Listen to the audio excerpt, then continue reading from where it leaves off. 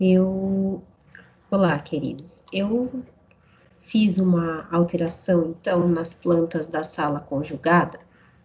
Essa seria a planta original, né? Em que tem todos os banheirinhos, como eu disse, elas são 6 salas, por isso que tem tantos banheiros. E aí, mantendo o shaft, que é mantendo esse espaço aqui, eu então fiz algumas opções para vocês. Eu fiz 3 versões para vocês estudarem. A primeira versão seria essa aqui, em que eu deixei os shafts dos banheiros de baixo, mas eliminei os sanitários. E aí criei um vestiário masculino aqui, mantendo então os shafts, um vestiário PNE aqui e o vestiário feminino aqui. Eu deixei ele descolado para permitir então uma passagem aqui no meio, tá? Porque eu acredito que para vocês seja interessante, se for criar alguma sala, uma loja, uma recepção, sei lá, ter assim como essa passagem na lateral. Então, essa opção 1, eu tenho ela em PDF, gerei ela, o PDF dela na escala, tanto 1 para 100 como 1 para 75, e aqui ficou uma área bem grande, que dá para vocês fazerem a parte do tatame. A opção 2 é essa aqui. Essa opção, eu criei também 2 vestiários. Nessa opção anterior, eu esqueci de falar, eu pus um mictório e um vaso. Já na opção 2, eu pus vasos nos dois, tanto no masculino quanto no feminino, tá? É uma opção bastante comum da gente usar também, tanto faz o mictório ou vaso.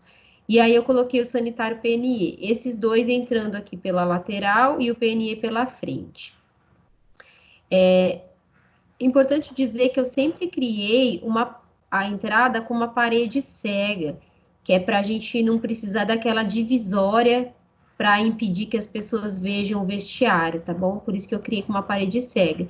Se vocês quiserem acrescentar algum vidro, alguma coisa, fiquem à vontade. Isso aqui é só a parte arquitetônica mesmo, não é a parte de interiores. Então, esse seria o segundo, e aí sobra bastante área aqui, sendo que sobra um corredor, então de repente você quer criar uma área aqui, uma outra área nesse canto, ela pode se conectar por um corredor atrás dos vestiários, ok?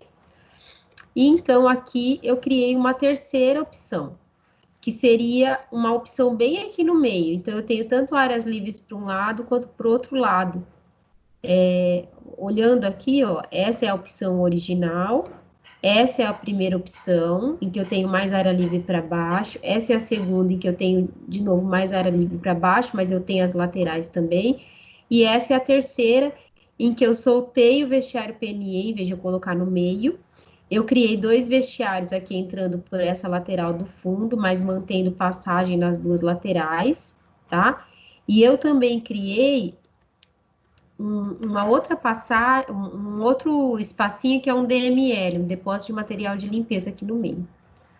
Então, aqui já está tudo dimensionado certinho, agora é só vocês trabalharem. Lembrando que eu estou colocando o PDF também, na escala 1 para 100 e 1 para 75, para vocês verem o que é melhor vocês trabalharem, tá? Então, todos os shafts foram mantidos. Importante, eu calculei o desnível da tubulação, isso eu ainda vou explicar para vocês, porque, como eu disse, é uma próxima etapa, mas eu já calculei que precisaria subir mais ou menos do acabado uns 20 centímetros esse piso. Então, pode ver que tem uma linha aqui na porta, que significa que o piso é desnivelado. Então, aqui fora está 0, 0 e aqui está 20.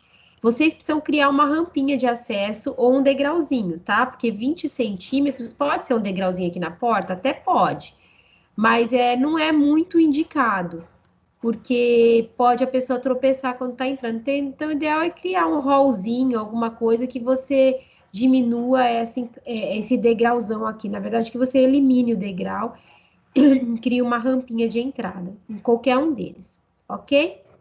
É isso então, gente. Espero ter ajudado vocês a entender aí direitinho.